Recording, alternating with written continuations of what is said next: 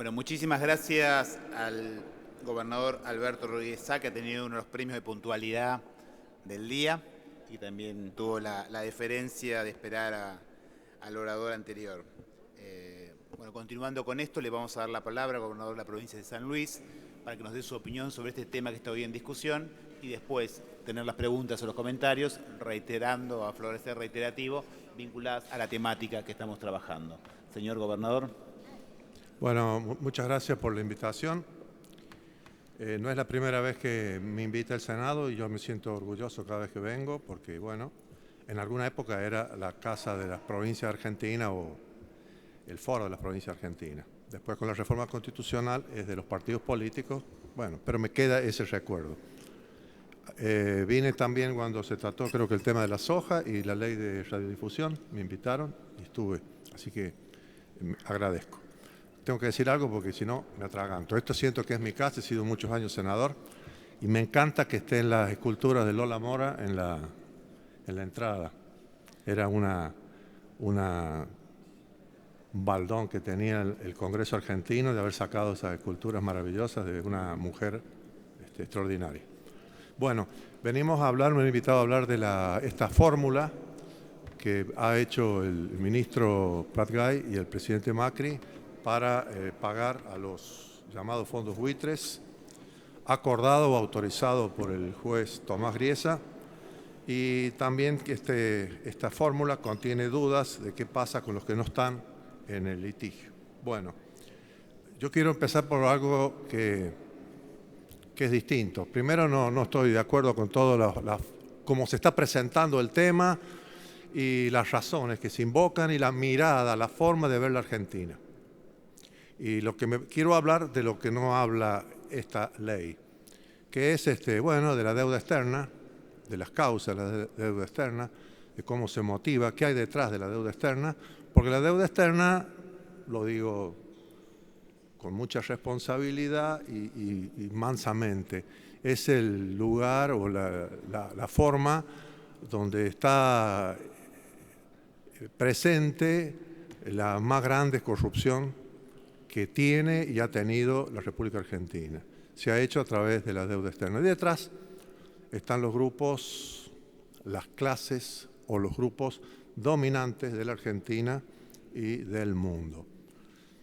La deuda externa, y permítame, no voy a demorarme mucho, pero déjenme que cuente lo que pienso, porque bueno, he hablado muchas veces de este tema y me parece importante decirlo, aunque ustedes seguramente lo saben. En el 1500 nació el último Inca, Atahualpa. Y cuando llegó Pizarro, bueno, lo capturaron al Inca y lo condenaron por ocultamiento de tesoro. Y ahí lo aprisionaron al Inca. Y el Inca estaba en una cárcel en Cajamarca, Perú, y en esa cárcel los carceleros, uno de ellos, bueno,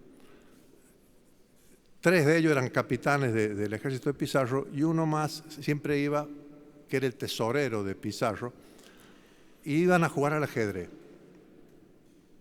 Bueno, al Inca sabemos que le pidieron que para liberarlo llenara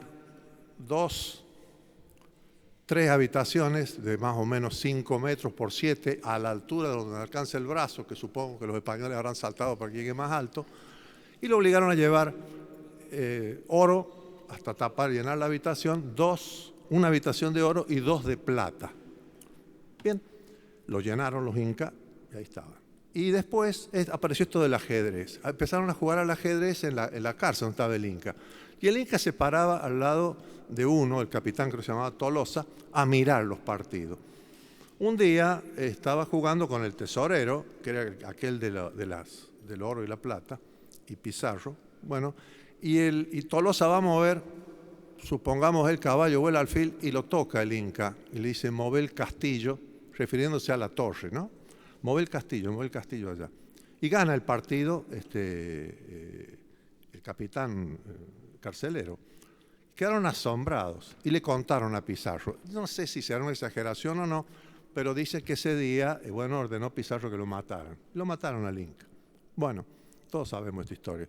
Pero yo creo que ese día nació la deuda externa y el pensamiento único. La deuda externa y el pensamiento único. Así nació. Después, el opresor tomó esto como una costumbre y pensó que el oprimido siempre se iba a someter. Bueno, y llegó a la Argentina esto cuando lo primero fue la Baring Brothers, donde no pudieron poner preso a nadie, no había falta porque los propios oprimidos o los representantes aparentemente de los oprimidos o los Judas de los oprimidos firmaron aquel acuerdo de la Baring Brothers. El acuerdo de la Baring Brothers era de 1 millón de libras esterlinas, un empréstito. Ese empréstito, en un primer momento decía el 85% del empréstito entra a la Argentina y el 15% es lo que la Baring Brothers se cobra de comisión adelantada. Y después hay que pagar.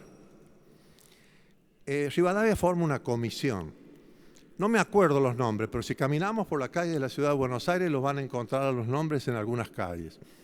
Esa comisión dijo, no hagamos esto, hagamos algo un poquito mejor para los bolsillos de los Judas de los oprimidos. Dice, bueno, hagamos 70 y 15 y vamos con la Baring Brothers en la diferencia del 15. A la Baring Brothers le dio vergüenza. Dice, no, es mucho, 7,5 más. Con 2,5 nos conformamos. Y está escrito, 12,5 se quedaron la comisión y el resto la Baring Brothers. Y después vino lo que vino. Ese empréstito tenía un fin determinado, que era la creación de pueblos en la ciudad de Buenos Aires, en la provincia de Buenos Aires, cercanos a Buenos Aires, el puerto de Buenos Aires y además cloacas y agua potable. No se hizo nada de eso, llegó el dinero, empezó una suerte de bicicleta financiera y después se puso para la guerra contra el Brasil. Y por supuesto, esto siguió y terminó sumándose a la deuda externa de la Baring Brothers, 1 millón de libras esterlinas. Llegó la generación del 80, que aumentó la deuda externa en forma considerable. Y llegó el 45. Y yo voy a decir algo que no se acuerdan por ahí del 45, que creen que solo Bradner o Perón. Había algo más profundo todavía que Bradner o Perón. Había una sectina de Martín Fierro que decía, y se ponía a veces en las paredes, a veces algún diario lo publicaba con el nombre, abajo se ponía Perón. Decía, hecho a correr la bola que algún día de parar, tiene el gaucho que aguantar hasta que lo trague un hoyo o hasta que venga algún criollo en esta tierra a mandar. Ese criollo fue Juan Domingo Perón, que tomó el tema de la deuda externa y dijo, no podemos tener una deuda externa, no podemos endeudarnos, no debemos endeudarnos, porque perdemos soberanía, perdemos poder de decisión. Y bueno, y esa teoría la llevó a la práctica y un 9 de julio de 1947 declaró la independencia económica.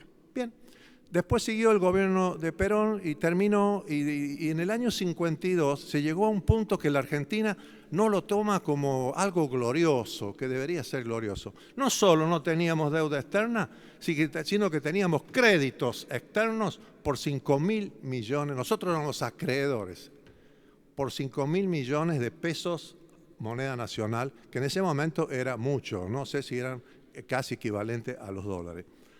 Después vino el gobierno de Aramburu, que endeudó a la Argentina por 1.000 millones más. Por 1.000 millones, ya no teníamos más crédito, lo endeudó por 1.000 millones. Después vino el gobierno de Frondizi, que bueno, con Alzogaray, voy a acordarme el nombre, con Alzogaray, que lanzaron el plan Larkin. Nadie se acuerda del plan Larkin. y que era un plan de endeudamiento de la Argentina para modificar los ferrocarriles. Para imponer el plan Larkin de modificar los ferrocarriles, que había que cerrar, creo que cambiar 32% o cerrar 32% de las vías y había que producir un ajuste en los trabajadores, etcétera, etcétera, que generó la ley marcial, la defensa de los trabajadores ferroviarios y una situación de la Argentina de lucha de los oprimidos que realmente merece recordarla cada vez por lo que significó el esfuerzo de la clase trabajadora para defender a la Argentina. Bueno, con ese plan hubo presos y hubo torturas y todo lo que pasó. Bueno, llegó después el gobierno de Onganía Lanusse, que dejaron a la Argentina más o menos con más de creo que eran 4.700 millones de dólares. Y vino Perón, con muchísima sabiduría y con una enorme ganas de unir a los argentinos. Y con un plan que no era de ajuste, era de crecimiento espectacular. Y en su discurso acá en el Congreso argentino, dijo que el tema que le preocupaba era la deuda externa argentina. 4.700 millones. Para nosotros sería hoy como hablar de nada. Y a Perón le preocupaba porque esa deuda nos encadenaba. Esa deuda nos encadenaba. Bueno, el gobierno de Isabel dejó 7.000 millones, la dictadura dejó 45.000 millones. Y nos vamos a detener en el tema de la dictadura porque acá apareció un procedimiento distinto. El procedimiento era el Estado, a través de las empresas del Estado, pedir créditos. Los dólares llegaban al Tesoro, se quedaban un tiempo en el Tesoro, el tiempo suficiente, y miren qué parecido a las cosas que pasan ahora. La cosa era fácil, las grandes empresas compraban dólares en el momento oportuno, les anunciaban la fecha de la devaluación y entonces compraban dólares.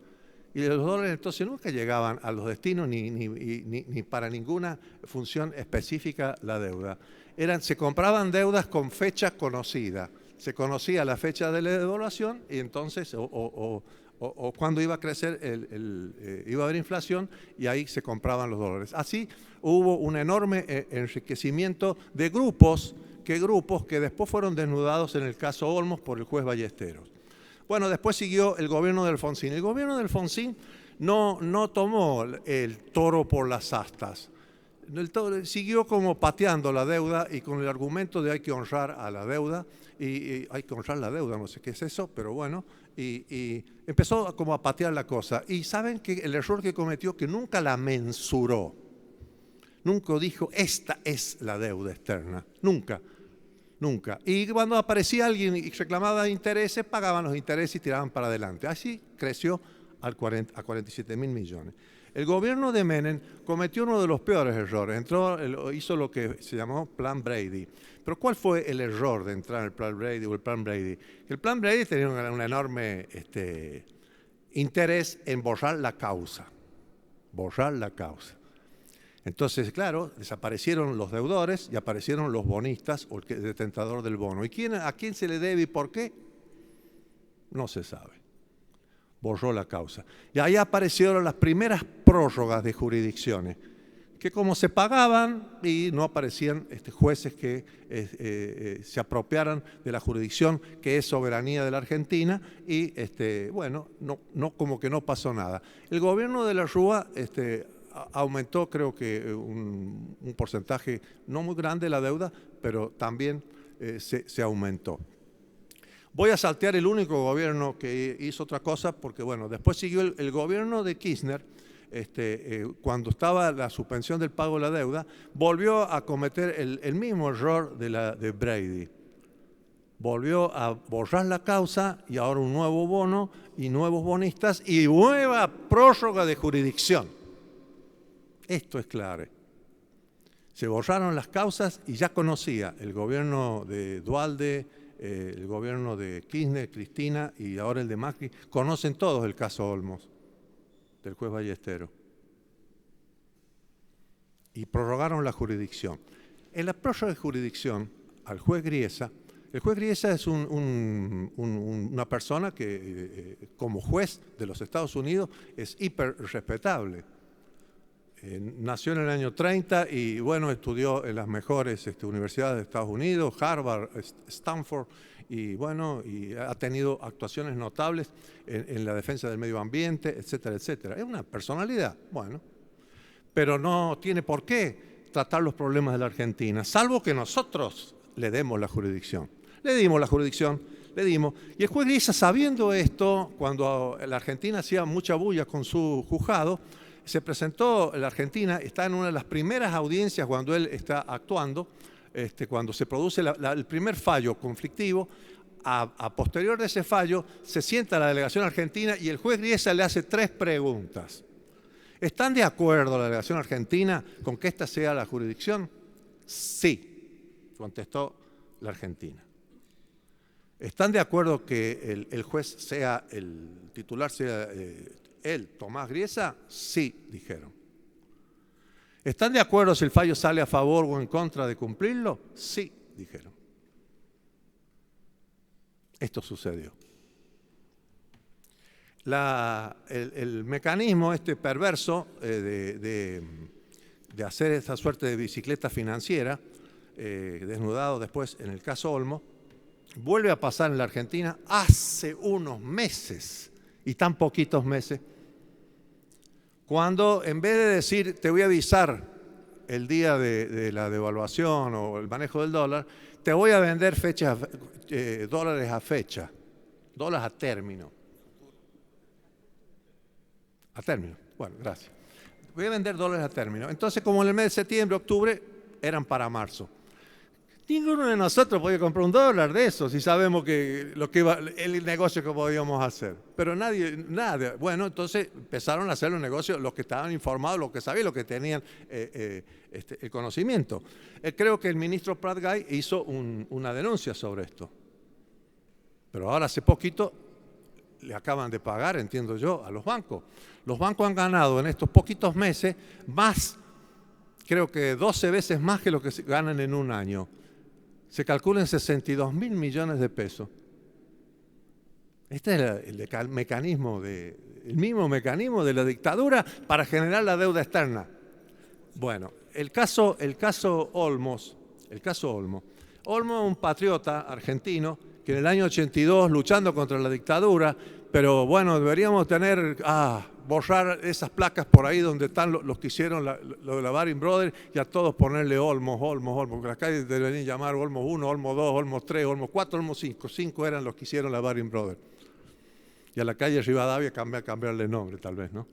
Bueno, y Olmos, patriota, luchando contra la dictadura, empezó el juicio y el juez Ballesteros en el 2000, creo que ya había fallecido Olmos cuando sale el fallo.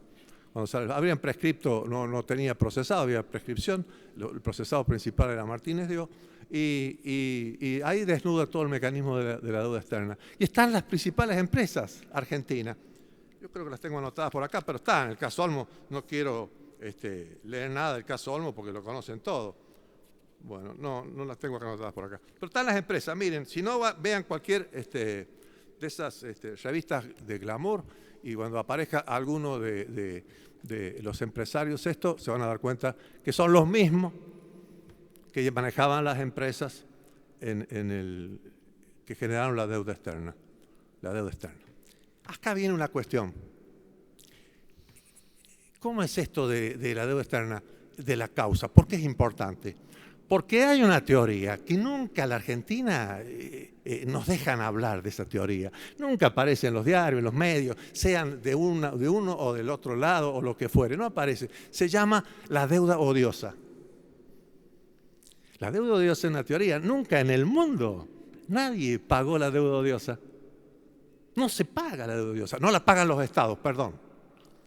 La paga el que la contrajo. Acá, como se estatizaron las deudas, se van estatizando, el Estado se hace cargo y después parece el Estado como que no queriéndole pagar. Bueno, no. La deuda odiosa es cuando una deuda ha sido adquirida por una dictadura o por actos de corrupción o bajo un sistema de extorsión. Suena, ¿no? Dictadura, corrupción, extorsión. Esa es la deuda odiosa. Y bueno, y Olmos dijo, esta es la deuda odiosa. No quiere decir que la Argentina no deba, porque cuando hubo una deuda comercial, te mando agua mineral y llegó el agua mineral, tenés que pagarla. O la plata entró para una obra. Esa deuda no es odiosa, eso se debe. Entonces nosotros no hay ningún problema en que tengamos el valor, ni siquiera valor, la responsabilidad de mirar las cuentas de la deuda externa. Por eso Adolfo, acá, cuando fue presidente esos 7 días, que después fue víctima de un golpe de Estado, por los mismos que después manejaron el problema de la deuda externa. Dijo, se suspende el pago, no dijo default, todas esas cosas, no, se suspende el pago de la deuda externa. Y dijo, quedan abiertos los libros de la deuda externa al Congreso argentino, para que dijéramos cuál es la que se paga y la que no se paga. Y después qué fácil, miren, una vez que tengamos determinada la que tenemos que pagar, que no sé si ya no la hemos pagado, tenemos que decirle al pueblo argentino, bueno, vamos a hacer el esfuerzo y vamos a pagar esta deuda externa. Hagamos una consulta popular, digamos, ¿cuál es la que vale? ¿Cuál es la que no vale? Digamos, perdón, ya está dicho, están de acuerdo con esto. Y hagamos un esfuerzo y que se pague en una generación la deuda de la que se debe. Porque tampoco podemos hipotecar a las futuras generaciones con una deuda externa que no se debe o que es odiosa. Hay 2 fórmulas que quiero analizar. Una, hay en el Tratado del Danubio, disculpen,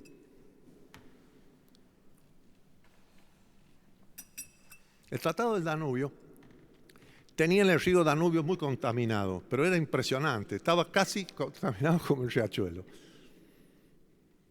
Y después la guerra, Primera Guerra Mundial. Después se volvió a contaminar con las últimas guerras en Europa. Pero en ese momento estaba muy contaminado después de la guerra y se reunieron todos. Son más de 30 millones de personas que viven a la vera del Danubio. Y ahí tiene más de 600 afluentes, ¿se dice? Afluentes. Bien. Entonces, bueno, y pasa con, no sé, 5, 6, 8 estados. Se sentaron todos los involucrados. Y no sabían cómo agarrar el toro por las astas, cómo solucionar el problema. Entonces alguien dijo, mira, cuando jugamos a andar en bicicleta o al fútbol o esto o aquello, había uno que era medio loco, que pateaba muy fuerte. Y yo no, entonces ¿cómo hacemos para solucionar el problema? Bueno, digamos una cosa, el que rompe paga. El que rompe paga. Y esto está en el Danubio. ¿Saben cómo empieza el Tratado del Danubio? El que rompe paga. ¿Saben cómo deberíamos tratar el tema de la deuda? El que rompe paga. El que la contrajo, que la pague. El que se benefició, que la pague. Veamos otro tema de la deuda externa, otro enfoque, hecho en los años 70, 80, que se llamó la impagable deuda externa, que tuvo una reunión muy grande en Cuba. Bueno, la impagable deuda externa, el tema lo teorizó el comandante Fidel Castro. Y él dijo algo así, miren, pero sáquese los prejuicios. Escuchemos a una persona que habló del tema, sin prejuicio. Él dice, miren, cuando se hizo, después de la Segunda Guerra Mundial, los yanquis inventaron el Plan Marshall. Marshall era un general que proponía que se hiciera obras de infraestructura, de reconstrucción en Europa, con créditos de los Estados Unidos. Y los créditos, y así se reconstruyó Europa con el Plan Marshall, eran de 10.000 millones de dólares. Se reconstruyó Europa, 10.000 millones de dólares. Se reconstruyó Europa con 10.000 millones de dólares. Bueno, el presidente Kennedy dijo, vamos a hacer, prometió o intentó el plan que se llamó Alianza para el Progreso, que habrán escuchado muchos. Bueno, la Alianza para el Progreso proponía infraestructura económica, social para toda América Latina, toda. Escuela, vivienda, hospitales, carreteras, infraestructura de energía, etcétera, etcétera. ¿Y saben cuál era el cálculo para solucionar todos los problemas de América Latina? 32. Primero eran 16.000 millones de dólares, después llevaron a 32.000. No se hizo porque por ahí también venía alguna picardía acá, que eran las empresas americanas o lo que fuera, ¿no? o se negaron o lo que fuera. Pero esta calificación, todos los problemas de América Latina en los años 60 se solucionaban con 32.000 millones de dólares, está escrito, está hecho y están los trabajos. ¿Cómo puede ser que nosotros debamos 20 veces más que esa suma y no hay una sola carretera en toda América Latina que podamos decir acá se puso la plata en la deuda externa? Entonces todo esto, pero tenemos que tener esta conciencia. Entonces yo no puedo hablar del tema si no digo estas cosas. Termino. Estuve con el ministro del Interior, hablé, no tanto como ahora, agradezco que me hayan escuchado tanto tiempo, y planteé mi posición. Yo dije que mucho más preferible o mucho mejor que salir corriendo a endeudarse es sentarnos todos a hablar de la pobreza y solucionar los problemas de la pobreza de los argentinos. Mucho más es tener el riachuelo y la Matanza limpios y que sea un ejemplo para el mundo de que defendemos el medio ambiente que salir corriendo a endeudarnos. La provincia de San Luis nunca se endeudó. Hace poquito tuvo un endeudamiento y el 30 de abril a mediodía yo voy a tener la provincia sin deuda y con un plan de progreso excelente. Y cada obra que vemos se ha hecho con el esfuerzo de los puntanos. Nada de lo que se dice la deuda externa hemos sido ni beneficiados ni no tenemos nada que ver con la deuda externa. Y creemos que esto de endeudarse es un tremendo error, no lo digo yo. Nosotros en la provincia de San Luis no tenemos deuda y tenemos todas las posibilidades de progreso. El 50%, ahora es casi el 60%, va a gastos corrientes y el resto va a las obras de infraestructura, a combatir la pobreza, a las cuentas de inversión. Imagínense el presupuesto argentino lo que es. ¿Qué tenemos que endeudarnos? No entiendo esto, no entiendo. Y no comprendo que se piense así, no estoy de acuerdo. Creo que, no sé si me olvidó algo, permítame que repase a ver si tengo algún tema que quiera decir.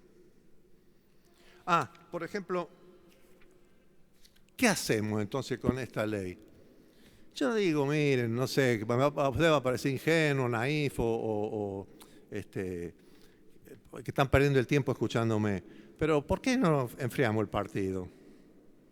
¿Por qué no nos serenamos? ¿Por qué no leemos el caso Olmo? ¿Por qué no leemos las recomendaciones del juez Ballesteros?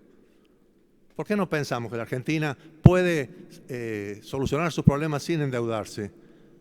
¿Por qué no pensamos en esto? ¿Por qué cedemos la soberanía argentina? ¿Cuándo leyeron ustedes que un juez de otra jurisdicción, yo estoy respetando al juez Griesa, no estoy respetando o no estoy de acuerdo con ceder la soberanía argentina a ceder la jurisdicción? ¿Cómo el juez Griesa nos va a decir qué leyes tenemos que dictar? Estamos apurados por el juez Griesa. ¿Por qué no enfriamos? ¿Por qué no intentamos una solución a la cuestión de la deuda externa seriamente y le pedimos al presidente de la Nación que hablemos también paralelamente de la pobreza y de los grandes problemas que tenemos los argentinos, la deuda interna, por decirlo de otra manera? Esto me parece a mí. Bueno, y de última, si no se está dispuesto a esto, veamos qué fórmula hay para que esta ley, si se trata o lo que fuere, sea la ley del nunca más. Del nunca más. Pero la ley del nunca más de la violación de los derechos humanos, que no sucediera nunca más, paralelo a eso hubo toda una política de enjuiciamiento.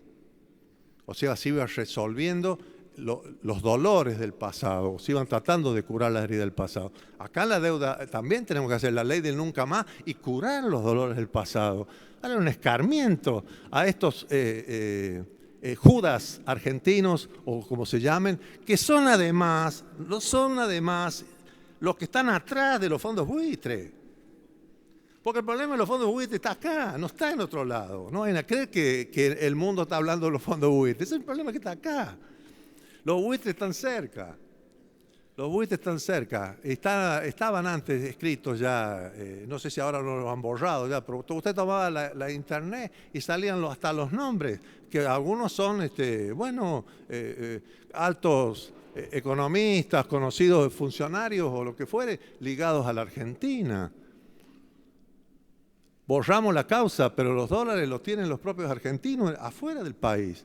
Y esto, pregúntenle, es como como de público y notorio, y nos hacemos los distraídos de lo que no hablamos, Bueno, yo creo que tienen que volver a tranquilizarnos, a hablar de este tema con más profundidad, y bueno, y el tratamiento de esta ley o lo que fuere, tiene que ser bajo las reglas del nunca más. Nunca más endeudarse, nunca más deuda externa, nunca más un grupo social dominante que nos genere tanta corrupción, tanto atraso, tanta miseria. Nunca más cedamos la jurisdicción.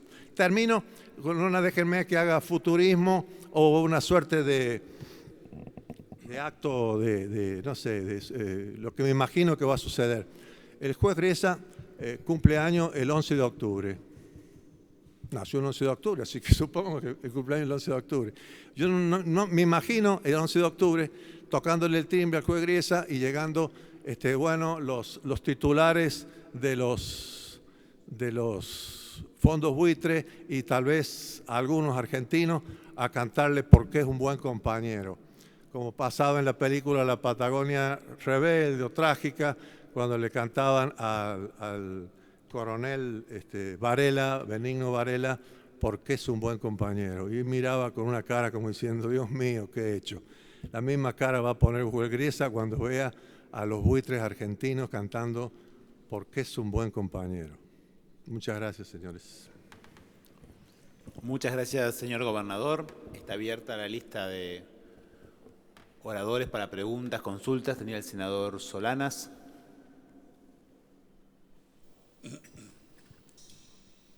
Gracias, señor presidente. Las palabras del gobernador Rodríguez Sá, la verdad que me han motivado.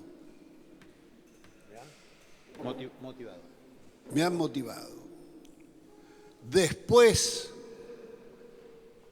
de haber pagado más de 420.000 millones de dólares desde Videla a la fecha, nos merecemos un nunca más. Pero no es suficiente porque ayer el ministro Prat Gay acusaba o reafirmaba 225.000 millones que todavía se deben. ¿Qué ha pasado en la Argentina? Por eso agradezco su iniciativa del nunca más.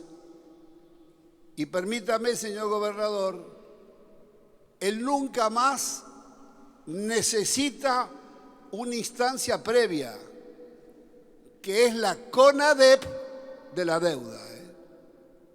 Es decir, lo que nunca se animó a hacer esta casa, que con el tema de la deuda lleva una mochila ignominiosa, investigar a fondo la deuda y haber asumido la dignidad nacional y denunciarla ante los foros internacionales. Por eso una de las cosas que me sorprende de lo que ha venido de diputados es que hayan permitido que se derogue la 26984, que es la ley que creó la comisión bicameral el año pasado o hace pocos meses para investigar la deuda y que jamás la investigó. Yo comprendo, estimados gobernadores y colegas, que ir para atrás en lo político, en las responsabilidades de la deuda, nos terminaría enfrentando a todos, porque la deuda se ha desarrollado con la complicidad o complacencia de quienes nos han gobernado. Errar es humano, por supuesto, yo se lo acepto. Reiterar sobre los errores es idiotez humana. Ayer yo me quedé con las ganas de preguntarle al tímido procurador del Tesoro cómo era posible que, si usted es el mandante de nuestros abogados que nos cuestan una fortuna en Nueva York, ¿cuál es la razón para que la nación argentina insiste en sostener ese equipo de abogados que desde el plan Brady viene jugando para los acreedores y no para la Argentina? Todas las derrotas argentinas No fue aquel que hacía el oído diciendo, lo de Griesa lo ganamos en la Corte Suprema. Inadmisible esto. Yo, señor gobernador, me duele profundamente este tema. Es un tema que lo he seguido de cerca y don Alejandro Olmos, cuando yo fui la vez diputado en el año 93, trabajaba mucho o lo apoyaba mucho en mi despacho. Y en julio del 2000, después de más de 10 años de investigación de la deuda, salió un juicio ejemplar. Un juez federal de la República Argentina, que fue ignorado olímpicamente, que detectó 477 estafas, donde estaban metidas todas las grandes empresas argentinas. Todas, las automotrices, todos los bancos, del Río de la Plata, de todas estas cosas.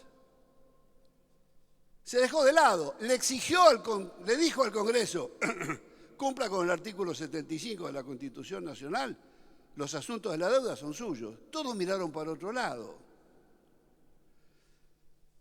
Entonces, esto es gravísimo y es grave por la ligereza, permítanme, con que se está tratando este asunto. No quiero venir acá a dar ninguna lección ni a hacerme el juez. Pero cuando tanta gente ilustrada puede aceptar una emisión de 12.500 millones de dólares sin haber leído o revisado los 21 contratos firmados, es gente rica y millonaria esta.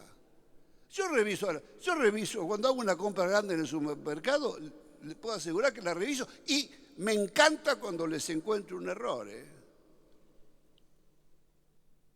Acá no, pagamos alegremente. Es mucho peor esto. Acá el equipo económico no ha presentado la información que sustente esta millonaria operación. No nos ha dicho de dónde provienen esos bonos, dónde están esos contratos. ¿Cuál es la liquidación? Nadie paga sin una liquidación. ¿Cuánto corresponde a capital? ¿Cuánto a intereses? ¿Cuánto a punitorios? Alguno podrá decir, este no quiere pagar la deuda. No nos vamos a dejar correr por dos tipos de chicanas, estimados amigos. Las deudas se pagan cuando son correctas. Ahora, si yo delego mi jurisdicción en tribunales extranjeros, en un juez extranjero, delego en la legislación de ese país extranjero, el fallo me lo trago. Y si no me gusta, le pongo mostaza, ketchup, me lo tengo que tragar. ¿Me entienden? Esto no se discute. Yo no discuto lo que piden estos 4 fondos buitres. Por supuesto, es una estafa descomunal, lo hemos dicho de todas las palabras. Lo que no discuto es el fallo en primera instancia, la reafirmación de la Cámara de Apelaciones. Por supuesto le puedo decir, me parece pésimo, se equivocaron, todo eso, pero es sentencia firme. Y Argentina debe honorar, por su prestigio internacional, que una sentencia firme de un juicio donde yo he elegido el juez, la legislación y el país que ¿me entienden? No tiene discusión. Por supuesto que me hace un ruido tremendo que de 4.653 dólares que son que es esa sentencia firme de los 4 grupos de holdouts, saltamos a 12.500. Y ahí me planto. Acá no hay ninguna sentencia firme con el asunto de los bonos italianos. Empecemos por ahí. Los bonos italianos todavía están en el CIADI. 2 presentaciones las perdió Stock. ¿No vamos a esperar que se expida el CIADI de una vez por todas? Porque está mal planteado lo de Stock en el CIADI. La jurisdicción es Nueva York. Va a perder. ¿Qué, me voy a apresurar a arreglar y pagarles? Lo que yo no acepto, señores, es que nos chantajeen y nos corran con aquello que si no firmamos ahora, el 14 de abril, nos caemos de la galaxia. ¿Cuántas veces nos hemos caído? Dejémonos de farsas y chiquilinadas. No nos hemos caído de la galaxia en crisis mayores. Discrepo con el presidente de la Nación y lo digo con todo respeto y me duele que se equivoque. Cuando chantajea diciendo que o votamos ahora así o entramos en ajuste y en hiperinflación. El pueblo argentino no puede tolerar más chantajes de esa naturaleza. En un país donde el fondo alimenticio es de 250 millones de dólares y hay 1 millón de desnutridos. Lo menos que tiene que exigir este Parlamento en el convenio es previa información, los 21 contratos. Yo he visto hasta fotografías de páginas pergeñadas que te doy esto. Nunca en las liquidaciones de deuda hubo comprobantes. En el 2010 tuve que colocarle una causa penal a Amado Vudú para que nos dijera de dónde provenían esos bonos, cuánto habían pagado. Ahora, yo le estoy diciendo esto, señor presidente, y veo su cara de asombro, porque estoy en un país donde el gobierno nacional se planta frente a la Corte Suprema de Justicia y le dice, no le entrego el contrato de Chevron. A mí me asombra que entre tanto discurso no haya escuchado una palabra sobre esto. Hace 3 años que las fuerzas de la oposición han pedido de todas las maneras conocer el contrato de una empresa que forma parte, que es jurisdicción del Poder Ejecutivo Nacional. Tiene el 51% de capital estatal. Como ciudadano argentino tengo derecho a la información. Y la Corte Suprema de Justicia dijo, sí, hay que aplicar el derecho a la información y se basó en el decreto 2272 del año 3 de Néstor Kirchner. Hace 40 días del fallo de la Corte. ¿Se puede aceptar que una funcionaria que debe ser ejemplo de transparencia y coherencia, que para nombrarla encima se modificó por decreto una ley nacional para permitirle que no siendo abogada fuera la jefa de la Oficina Anticorrupción, que se desdijera 15 días después? Si esto no nos hace ruido, estamos mal, estimados colegas. Volviendo a la deuda, nos tienen que respetar. Acá no nos pueden correr que si no es el 14, estalla el país. Nosotros tenemos que hacer las cosas seriamente, pagar todo lo que corresponda pagar, volver, defender y reponer la comisión investigadora de una vez por todas y que investigue. No vamos a mirar para atrás, porque para atrás han gobernado los 2 grandes partidos. Es decir, la responsabilidad es compartida, pero no queremos roña ni rascar. Para tirar roña es para no cometer los mismos errores. Porque para llegar al nunca más, señor gobernador, que usted sugiere, nada mejor que tener la honradez, digo bien, honradez política e intelectual, de hacer autocrítica para corregir el rumbo. Los magistrados y los dirigentes se engrandecen frente al pueblo cuando reconocen sus errores, ¿eh? Se les tiene más confianza. Entonces, señor gobernador, lo otro que es increíble es que no se sepa con qué se va a pagar. No tengamos vergüenza, Argentina está en default hace tiempo.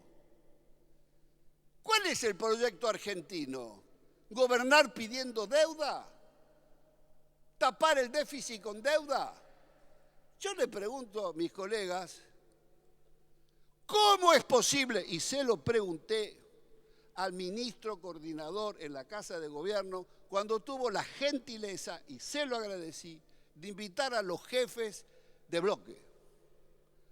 Yo dije, ¿cuál es la explicación?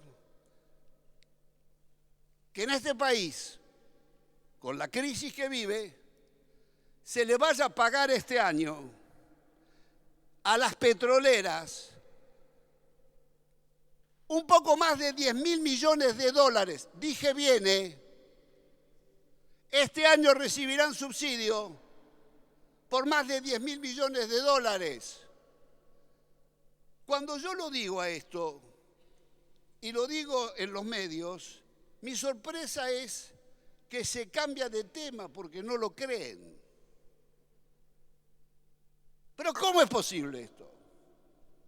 Pedimos 12.000 y les vamos a pagar 10.000 este año. El año pasado le pagamos más de 7.000 millones de dólares. ¿Cuánto vale YPF hoy? Sí. Acá le está pidiendo una interrupción al senador y yo les pediría a todos que recordemos. Ahora cerremos el tema de las preguntas y si quieres, cuando terminamos a este expositor, falta un expositor más y después siguen. Voy terminando. Después podemos seguir acá discutiendo hasta la hora que haga falta. Voy terminando la idea. Por eso se nos corre con la deuda, se nos corre con el déficit fiscal. Déficit fiscal. ¿Y cómo se justifica pagar 10.000 millones de dólares a las petroleras?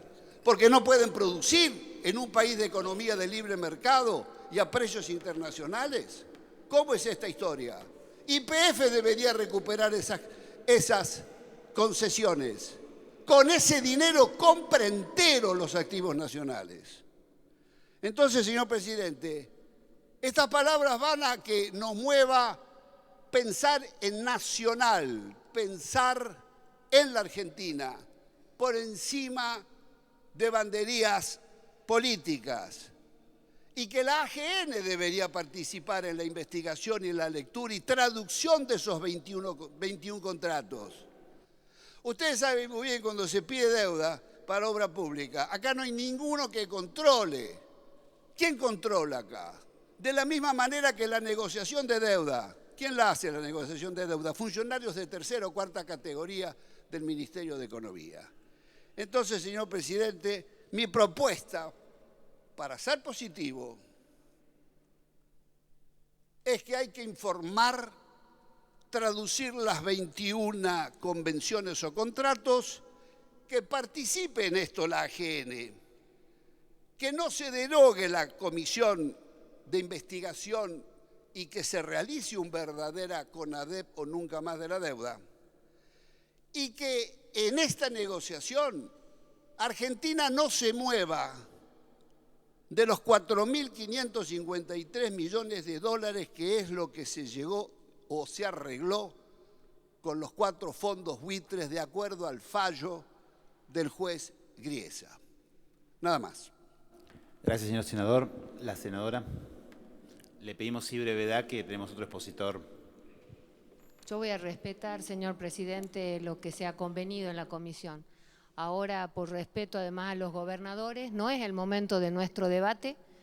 Vamos a tener el momento del debate en la comisión. Lo que sí me llama la atención, señor presidente, y a esto no lo quiero dejar pasar, primero se habla de farsa y de chantaje. Cuando el Congreso de la Nación discute, no hay ni farsa ni chantaje.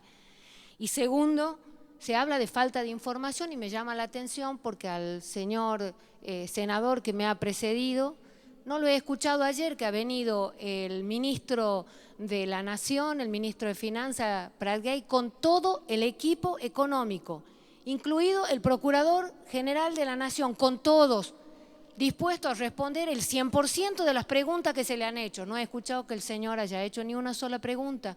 han dejado a disposición todo lo que le ha solicitado este cuerpo y sigue a disposición. Entonces, la verdad que quiero volver a lo que se ha convenido. Este es el momento de escuchar a los gobernadores de nuestras provincias, de hacerles preguntas, de agradecerles que han venido. Le agradezco que ha venido, más allá que en algunas pequeñas cosas tengo miradas diferentes.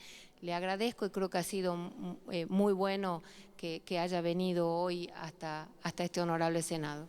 Gracias, senadora. Señor gobernador, le agradecemos su presencia. Presidente. Agradecerle al señor gobernador su presencia, su ilustración. Nos trajo el tema desde un punto de vista mucho más amplio. Como usted mismo vio, despertó algunos silencios que, como recién lo dice nuestra senadora, no habíamos tenido, y este silencio también lo habíamos tenido de la misma voz durante toda la mañana con todos los gobernadores que estuvieron antes, de manera tal que, bueno, usted inspiró un muy buen discurso. Absolutamente de acuerdo en muchos de los temas que usted ha planteado, señor gobernador. La historia de la deuda que nos la contó, impecable. La del Inca, realmente, una cosa que es una figura muy buena. Aquella actitud del general Perón, también hay que contextualizarla, ¿no? Acababa de terminar la Segunda Guerra Mundial, el deterioro de los términos de intercambio hacía que la Argentina pueda pagar tranquilamente sus temas, y también es cierto que un gobierno como el del general Perón, que logró la inserción dentro de la sociedad de los sectores que estaban, diríamos, afuera. Allí temas de jubilación, temas de cuestiones sociales y obviamente que probablemente a los gobiernos, y no estoy defendiéndolo a ellos, pero muchos de los gobiernos que siguieron, al no tener la misma coyuntura favorable, hayan tenido que llegar a esta situación.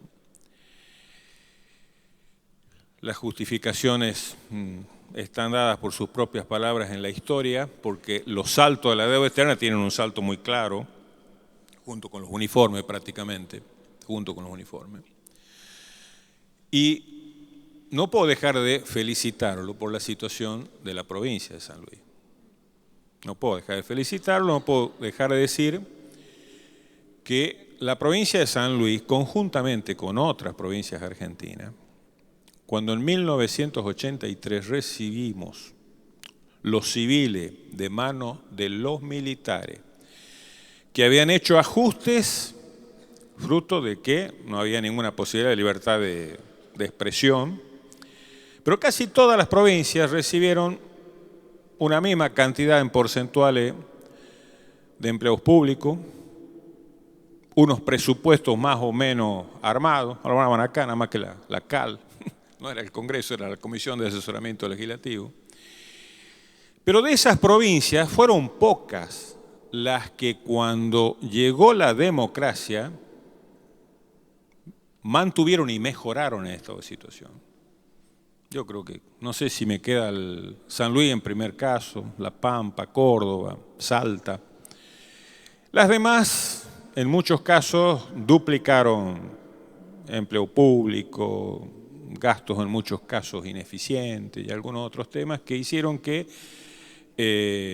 quedáramos fuera de la escala de la competitividad, entre ellos mi provincia de Catamarca, que siempre la comparábamos con Adolfo, con lo que fue con San Luis en las viejas épocas, y ustedes nos la llevaron a la ventaja a partir de la democracia, no a partir de los militares, a partir de la democracia. Con lo cual, tengo la oportunidad de felicitarlos por esto. Han hecho una tarea extraordinaria, muy buena. Ahí está la provincia de San Luis. Así es. Pero también es cierto que el momento que nos toca en la vida son situaciones. Este es un gobierno que recién se inicia, 3 meses, una situación de aislamiento ante el mundo, un gobierno que estoy seguro que en muchos casos no tienen previsto en la agenda cuál era el grado de las piedras de la realidad. Ayer acá una colega le reclamaba al señor ministro la falta de un plan, de un programa económico Todo lo quisiéramos tener. Yo quisiera estar en los zapatos de los que recién llegan, que cada vez que ven un tema se encuentran con algún problema, pero es fácil tener planes cuando uno tiene un buen diagnóstico, cuando uno tiene una relación. Esto no va a solucionar seguramente los problemas de los argentinos, pero los colegas que han hablado esta mañana y hoy al mediodía no tienen la misma realidad que usted, señor gobernador. Probablemente tampoco sea culpa de ellos. En muchos casos hay gobernadores que recién se han hecho cargo junto con el gobierno nacional de hace 3 meses. A un gobernador le preguntaron si ninguno dijo que el camino de salir de una deuda en otra o cumplir una sentencia, o en fin, lo que le querramos poner al tema que estamos viendo, sea una situación feliz. Para nadie es una situación feliz. Algunos hablaron de los temas fiscales, otros hablaron del nivel de competitividad, otros hablaron de la inversión absoluta y necesaria para que haya la infraestructura que permita que la actividad privada tenga algún rol de competencia. Incluso alguien de una provincia limítrofe hacía referencia a los gastos de energía de los países al lado y que no hay competencia del sector privado con respecto a eso. Algún gobernador, cuando se le hizo la pregunta si ese era el camino feliz, dijo: no, pero si no hago esto para equilibrar lo que acabo de heredar y estoy necesitando 10.000, 12.000 personas afuera. Yo no sé si es real o no, pero sí creo que nadie encaró este camino por voluntad, sino se está encarando este camino por una situación heredada. Comparto con usted todo lo que ha planteado de la prórroga de jurisdicción. Todo este tipo de cuestiones están ahí, pero son el debate del pasado, que me parece bueno hacerlo, pero hoy estamos frente a una realidad crucial, difícil, en donde el ministro viene acá y nos dice: este es lo mejor que creemos que hemos podido hallar en base a las negociaciones, y están en claro los antecedentes de negociaciones del gobierno anterior hasta hace poco.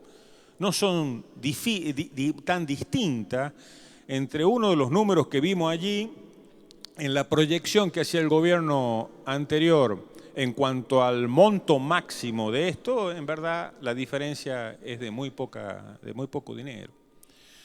Entonces, hoy estamos en una situación difícil con una realidad a solucionar allí. De manera tal que la pregunta final, señor gobernador, es el siguiente. Felicito su situación, pero también hay una situación nacional y hay una situación de cada una de las provincias. Sabemos ya su visión, sin interpelarlo a ninguna posición ideológica ni política. ¿Cuál cree que sería, como argentino, la mejor solución de esto? Las provincias... Por favor. Yo tengo una visión distinta del planteo. Una provincia argentina que viene y dice que si no aprueban la ley tiene que echar a 12.000 personas. Yo creo que esto no estoy de acuerdo. Me parece que o está extorsionado o no es el camino correcto. No es el camino correcto. Yo hice este planteo similar ante el ministro del Interior y le dije, lo relacioné con el tema de esta ley. Dijo el ministro del Interior: de ninguna manera va a haber ninguna provincia discriminada o va a haber ninguna política en contra de una provincia que vote o no vote la ley. No tiene nada que ver una cosa con otra. Y esto me parece muy bueno, muy bueno. Espero que sea cierto. Espero que sea cierto. Mire, la nación argentina firmó un acuerdo con las provincias argentinas, que es una cláusula, creo que lo dijo acá uno de los candidatos a cubrir el cargo en la Corte, que tiene una jerarquía constitucional o cuasi constitucional, una jerarquía casi pétrea, que es la ley de coparticipación federal. Y esa ley, en la ley marco que hizo el doctor, durante el gobierno del doctor Alfonsín, se estableció que todos los impuestos, directos o indirectos, existentes, creados o a crearse, habidos y por haber, le podemos seguir agregando porque la norma es amplísima y clarita, habidos y por haber, son coparticipables. Primero, hay muchísimos impuestos que después no son coparticipables y que deberían ser coparticipables. Segundo, la ley aquella establece el 54% es para las provincias. el 44 para la Nación. Y la diferencia está, 2 puntos que son para algunas provincias, creo que son las petroleras, y 1 punto es para el ministro del Interior, lo que se llama los ATN, aporte del Tesoro Nacional. Bueno, Fondo de Desarrollo, algo así. Ese 54, y después se estableció el piso. Nunca el piso puede ser menos del 34. La Nación siguió avanzando, y ya en este momento a las provincias argentinas le dan el 24. Entonces el 24, y si tiene 12.000 empleados públicos de más y que encima va a votar la ley, es condenarse a estar arrodillado toda la vida. No es el camino. Está condenado a la pobreza toda la vida, no es el camino. Si el gobierno nacional, además hay otra cuestión entre la nación, provincias y municipios.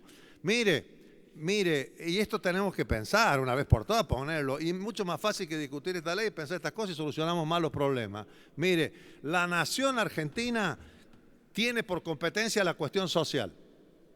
Las provincias argentinas tienen por competencia la cuestión social. Los municipios tienen por competencia la cuestión social. Entonces, la parte que viene, entonces, cuando ahí está el problema del agua potable, uno le regala los caños, el otro le regala una bolsa de arena y el otro le regala una canilla que no tiene conexión. Y el hombre no sabe qué hacer y todos han creído aportar para la solución del problema y ninguno lo solucionó.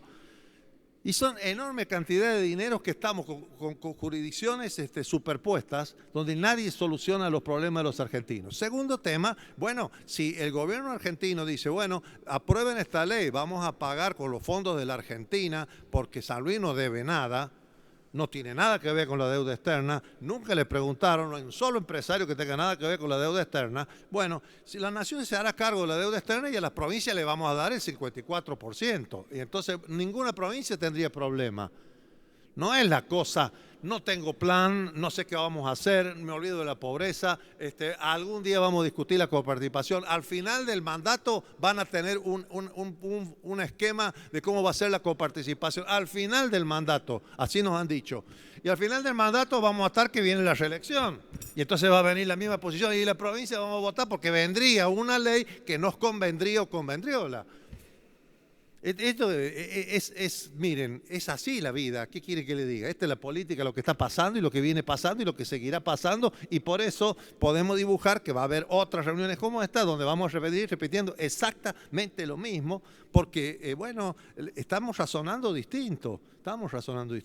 La provincia argentina, si tiene la coparticipación que le corresponde por ley, por derecho, por la Constitución, no tienen absolutamente ningún problema para tener provincias grandes. Si hablamos de las competencias superpuestas, tenemos solucionados absolutamente todos los problemas. Y si todos nos abocamos a combatir la pobreza, a la seguridad, a todos los temas que son los de la agenda de los argentinos, los problemas están solucionados.